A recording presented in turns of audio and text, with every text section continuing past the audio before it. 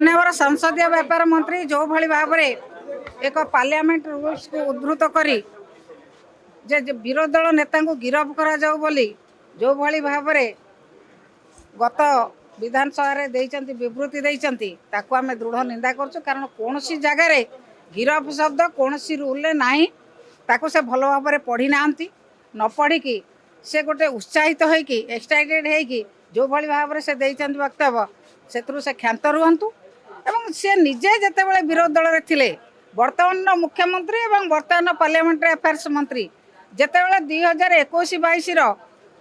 धन्यवाद प्रस्ताव पाठ करुले सेतेबेलर गवर्नर डॉक्टर गणेशी लाल सेतेबेले तो से जो भली भाव में आचरण करथिले सेतेबेले तो से गिरफ होबा कथा।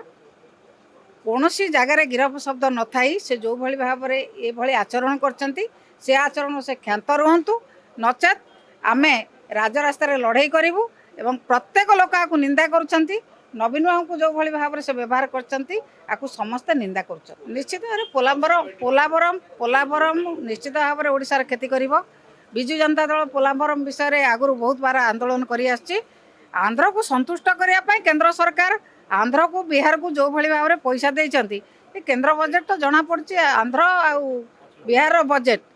केवल तांकर कुर्सी रक्षा करने से भली बजेट तैयारी कर संतुष्ट करने ये भाव में अनुदान देइचंती कहारी कथा से बुझुना ओडिशार केते जिला बुड़ब केते आदिवासी लोक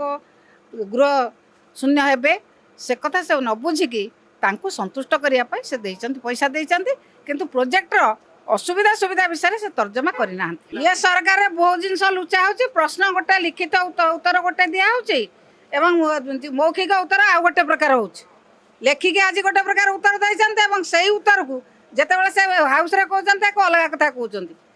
ए सरकार बहुत जिनस लुचाई चलिए लोकों किसी काम करने को चाहूना से सब जिन लुचाई चाहते लुचाइबे से लुचाई रखा से किसी करेंगे जहाँ पूर्व सरकार नवीन पट्टनायक सरकार कर बिकी भांगी चलिया चेष्टा करेंगे।